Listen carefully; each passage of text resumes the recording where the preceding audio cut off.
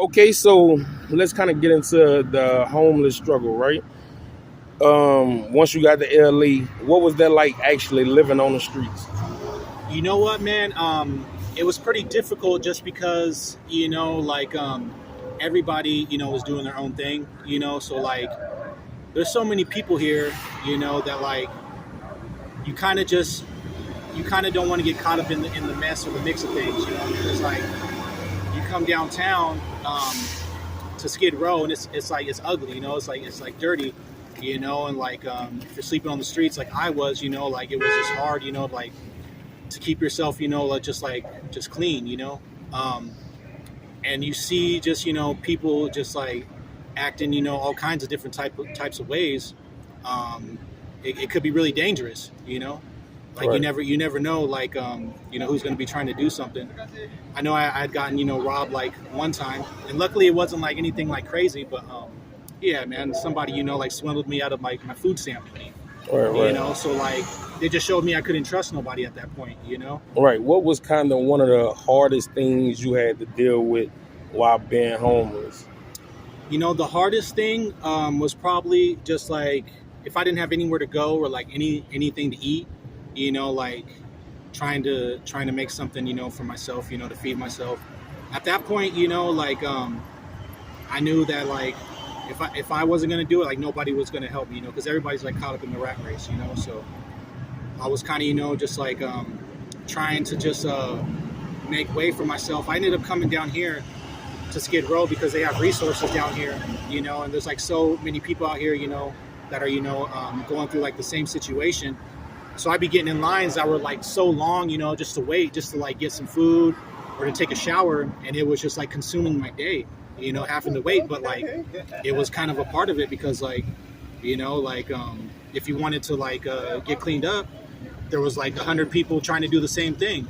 Either you wait, what I'm saying, and spend your day, doing that, or you go continue to just, whatever it is, in the streets. And I was kind of like, I was fed up. So I was like, okay, so I'm gonna be at these places where these resources are to try to help me get cleaned up, take a shower.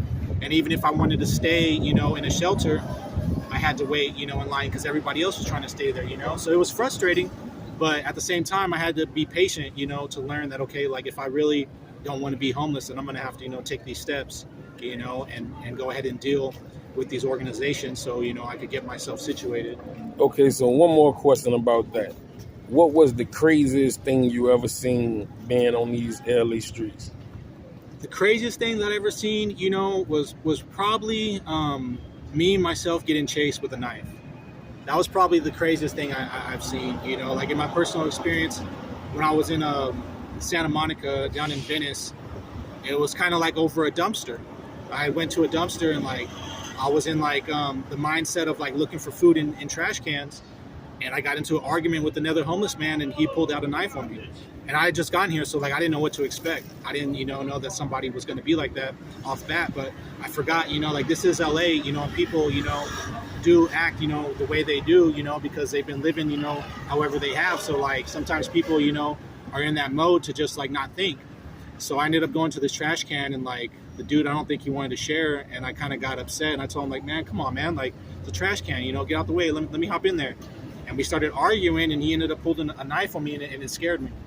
I ran, and he chased me, and luckily, like, I didn't, get hurt or anything, but like it showed me like my attitude, basically, like how I Right, interact like with people, right. I get what you're saying. Like you can't fight all battles. Yeah, so like I seen that, and that was basically just like telling me, the truth about myself. Like when it really comes down to it, like I don't want to have any problems with anybody because like there's a lot of people here, going through all types of stuff. So, and people, like sometimes aren't in the best of moods. Sometimes people, might be going through something that I don't even know what's going on. So it's like I just, wanted to be on my P's and Q's at that point, just for my safety and to ensure the safety of other people as well. Okay, and how long would you say this struggle lasted? It lasted probably for about 2 years. Okay. So after all those struggles, what can you tell us? What brought you out of that, and how are you doing today? Yeah, family that was a big influence. I really wanted to be there for my family. They live up north in Modesto, and I didn't want to see myself struggle anymore. And I had a lot of friends, who were struggling, so I wanted to do better for them. So I ended up actually getting into school, where we actually met at diversified college, and I ended up taking the TLT program, getting my diploma, and that kind of just like set me straight. Like it made me realize that like no matter what I was going through, like that I could recover, I could get my education. I could get a diploma, I could get a career. And once I got on that path, I decided to stay in school, and I got my medical assistant diploma, and I ended up doing an externship with the clinic, and it put me in the mind state of wanting to like help people in healthcare. So I've kind of just been there ever since, working with my instructor, looking for jobs. I got a car. I'm able to travel back to my home now. I'm financing that, which is helping me, stay focused on commitment to what I need to do and ensure, that I'm trying to focus on stability and getting my work life situated. I have shelter now. I'm in a temporary housing unit. I'm about to get my own place. Everything's looking pretty good for myself now. I have friends that are there supporting me. I go to Bible studies, and I'm pretty,